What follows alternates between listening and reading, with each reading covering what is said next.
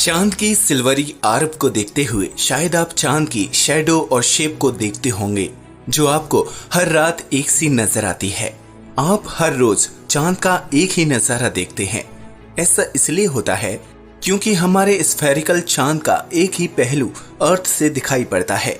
गानों में तो आपने कई बार सुना होगा कि चांद के पार चलो, लेकिन असल में चांद के पार यानी दूसरी साइड क्या है ये हम कभी नहीं जानते थे। लेकिन फिर 1959 में सोवियत संघ के लूना 3 ने चांद की परिक्रमा की और उसके दूसरी ओर की तस्वीरें धरतीवासियों के साथ साझा की। ऐसे पहली बार था जब हम चांद के दूसरे पहलू यानी फार साइड को देख पाए। शायद आपको हैरानी हो, लेकिन हम सदियों से चांद के एक ही फेज को देखते आ रहे हैं। इसका फार साइड हमें पृथ्वी की सतह से नहीं दिखाई देता।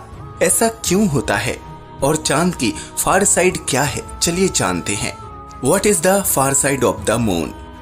चांद की फार साइड, जिसे कभी कभी डार्क साइड के नाम से भी जाना जाता है, ये एक ऐसा हेमिस्फेयर है जो पृथ्वी से दूसरी ओर मुखड़ा किए हुए है।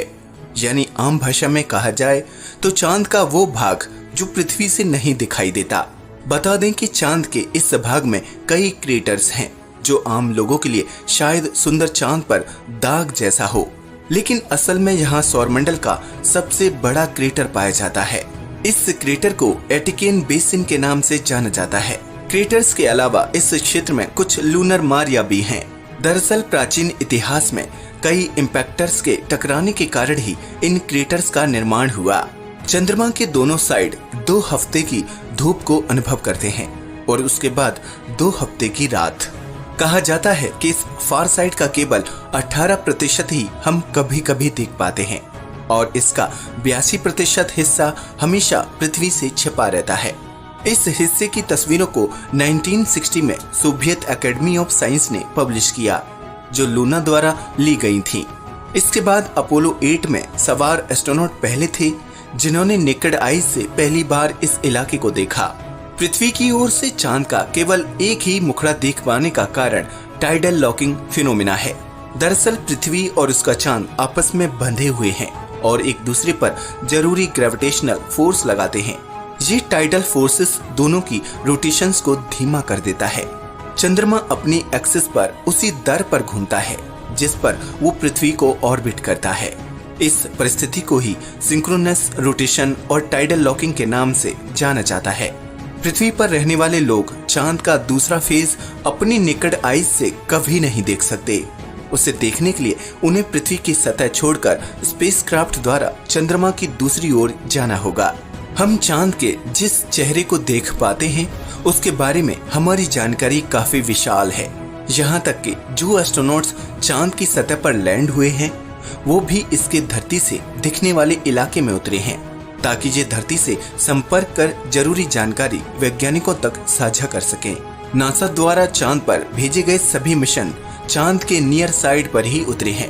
हालांकि चांद के फार साइड को डार्क साइड भी कहा जाता है और ये भी माना जाता है कि इस साइड पर पूरी तरह अंधेरा है, लेकिन ये सच नहीं है। हमारे कई व्यूअर्स भी यही समझते हैं कि चांद की दूसरी साइड पर हमेशा अंधेरा रहता है, इसलिए उसे डार्क साइड कहते हैं। लेकिन ऐसा नहीं है दोस्तों, उस तरफ भी सूरज निकलता है। नियर साइड की तरह ही ये साइड दिन और रात दोनों का ही अनुभव करती है। जब कभी हम धरती से चांद के एक हिस्से में रोशनी देखते हैं तो इसे हाफ मून मान बैठते हैं।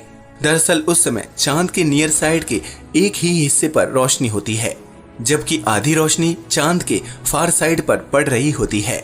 इसलिए हमें चांद आधा दिखाई पड़ता है। आपने मून साइकिल के बारे में तो सुना ही होगा। इस साइकिल में एक दिन ऐसा होता है जब चांद एक पतली लकीर सा आसमान में दिखाई देता है। ऐसा दिखने की वजह चांद के दूसरे हिस्से में दिन होना है। दरअसल जब पृथ्वी पर न्यू मून होता है तो चांद के फार साइड में दिन चल रहा होता है। इसके विपरीत जब धरती पर पूरा चांद दिखाई देता है, जिसे हम आम भाषा में पूर्णिमा भी कहते हैं, उस दिन चांद के फार साइड में रात होती है। चांद के दोनों हिस्सों में 2 हफ्तों का दिन और 2 हफ्तों की रातें होती हैं। हालांकि मॉडर्न सैटेलाइट्स और नासा द्वारा भेजे गए कई मून मिशंस के बदौलत हमने चांद की सतह को पूरी तरह से मैप कर लिया है, लेकिन अभी एक चाइनीज मिशन चैंगा-4 चांद की सतह पर काम कर रहा है। ये मिशन चांद के फार साइड में स्थित एटिकन बेसिन को एक्सप्लोर कर रहा है। ये वही साइड है जिस पर चाइना ने एक पेड़ उगाया था जो कि कुछ ही समय बाद मर गया था। कहा जाए तो ये पहला मिशन है जो फार साइड पर उतरा है। रिसर्चर्स को इस मिशन से आशा है कि ये क्रेटर्स, फीचर्स और चांद की सॉइल से जुड़े कई सवालों का जवाब देगा। दरअसल ये यान वॉन कार्मेन नाम के क्रेटर पर उतरा है जो कि 186 किलोमीटर चौड़ा है। बता दें कि ये क्रेटर कई इग्नियस चट्टानों का घर माना जाता है, जिससे संभव है कि ये चांद के इंटरनल स्ट्रक्चर से जुड़े कई खुलासे कर सकता है। वैज्ञानिकों को आशा है कि चांद का फॉर्मेशन सोलर सिस्टम के इवोल्यूशन से जुड़े कई सवालों को सुलझा सकता है।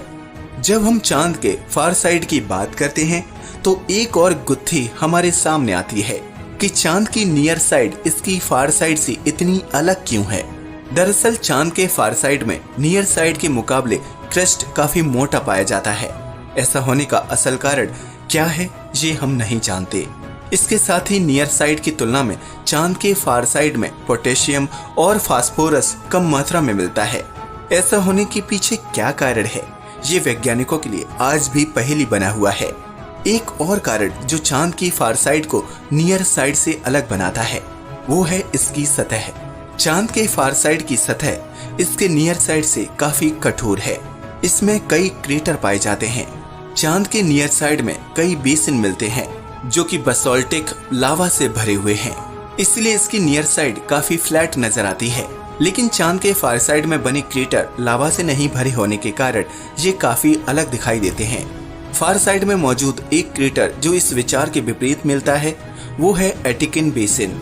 आजकल ये इलाका चैंगा-4 मिशन का घर है और ये काफी कुछ नियर साइड पर मिलने वाले बेसिन से मेल खाता है। साउथ पोल के 2500 किलोमीटर में फैला ये बेसिन चांद पर सबसे बड़ा क्रेटर है। बड़ा होने के साथ ये क्रेटर सबसे प्राचीन भी है। ऐसे में विजिबल नियर इंफ्रारेड स्पेक्ट्रोमीटर यानी VNIS, पैनोरामिक कैमरा यानी PCAM और लूनर पेनिट्रेटिंग रडार यानी LPR इंस्ट्रूमेंट के साथ चांद की सतह पर उतरे इस मिशन का काम होगा कि ये फार साइड से जुड़े सवालों का जवाब ढूंढ सके। इन सवालों में पहला ये होगा कि चांद पर बेसिन की फॉर्मेशन ने कैसे फार साइड के थर्मल और कंपोजिशनल इवोल्यूशन पर प्रभाव डाला है। साथ ही इस मिशन को एक और रहस्य का पता लगाना होगा कि SPA बेसिन कितना पुराना है और इसकी फॉर्मेशन ने फार साइड में वोल्केनो को कैसे प्रभावित किया। जल्द ही भारत अपना चंद्रयान 2 चांद के साउथ पोल पर उतारने जा रहा है। ऐसे में इस यान से भी वैज्ञानिकों की आशाएं बढ़ती जा रही हैं। हर कोई इस मिशन को लेकर उत्साहित है और साउथ पोल पर इसके जाने का इंतजार कर रहा है। इस यान के प्राथमिक लक्ष्यों में चांद की फॉर्मेशन को समझना है, यानी कि चांद के डार्क साइड के रहस्य जल्द ही हमारे सामने उजागर होंगे।